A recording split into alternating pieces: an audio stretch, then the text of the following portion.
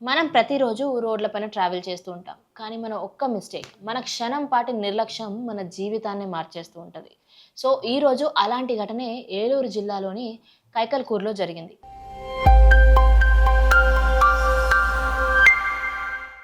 Road మీద వెళ్తున్న ఒక వెహికల్, దాంట్లో ఒక తండ్రి, కూతురు.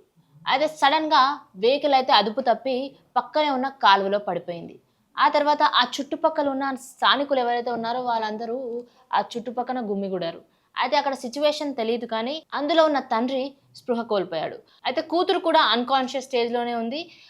వాళ్ళైతే స్థానికులు అక్కడి నుంచి వాళ్ళిద్దరిని బయటికి తీసుకొచ్చే విజువల్స్ అయితే మనం చూస్తూ ఉన్నాం. వాళ్ళిద్దరిలో ఒకరికైతే తలకి తీవ్రమైన గాయాలు అయినట్టు వాళ్ళైతే చెప్తూ ఉన్నారు. వెంటనే అక్కడున్న స్థానికులు పోలీసులకైతే ఇన్ఫార్మ్ చేశారు. వెంటనే పోలీసులు ఘటనా స్థలానికి వచ్చి అక్కడున్న కార్‌నైతే బయటికి తీయడం జరిగింది. కార్ పరిస్థితి చూసినట్టయితే అది ఘోరంగా డ్యామేజ్ అయిందంట.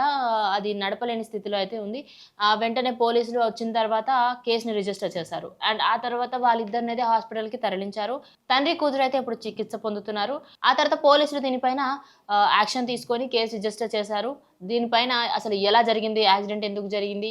డ్రైవర్ నెగ్లిజెన్సీయా? లేకపోతే రోడ్‌లో ఏదైనా ప్రాబ్లమ్ వచ్చిందా? వెహికల్ ప్రాబ్లమా? అంటూ వాళ్ళైతే దీనిపైన చూస్తూ ఉన్నారు. ఇంకొక ఇంపార్టెంట్ క్వెషన్ ఇక్కడైతే రైజ్ అయితూ ఉంది. మరి అక్కడ signal boards and warning boards అయితే పెట్టకుండా ఉన్నారా? అండ్ రోడ్ ప్రాబ్లమ్ ఏమన్నా ఉండి ఇలాంటి యాక్సిడెంట్ జరిగిందా? అంటూ ఇప్పుడైతే ఒక క్వెషన్ రైజ్ అవుతూ ఉంది. అయితే వాళ్ళ ఫ్యామిలీ అయితే వీళ్ళ పరిస్థితి ఎలా ఉందో అంటూ ఆందోళన చెందుతూ ఉన్నారు. దీని తర్వాత అప్డేట్స్ అయితే మనకి ఇంకా రావాల్సి ఉంది. కానీ ఇప్పటి నుండైనా మనం రోడ్ మీదకి వెళ్ళేటప్పుడు ఎటు నుంచి ప్రమాదం వస్తుందో మనకు తెలీదు. కానీ మన సేఫ్టీలో అయితే మనం ఉండాలి. సీట్ బెల్ట్స్ పెట్టుకున్నారా? హెల్మెట్స్ ధరించారా? లేదు అంటే రోడ్ వార్నింగ్స్‌ని సరిగ్గా చూసుకుంటున్నారా? ఇవన్నీ అయితే మనం చూస్తూ ఉండాలి. మనకంటూ ఫ్యామిలీస్ ఇంట్లో వెయిట్ చేస్తూ ఉంటాయి. అలాంటప్పుడు మనం ఎంత జాగ్రత్తగా ఉంటే అంత మంచిది. మీ సేఫ్టీనైతే మీరు చూసుకుంటూ ఉండండి.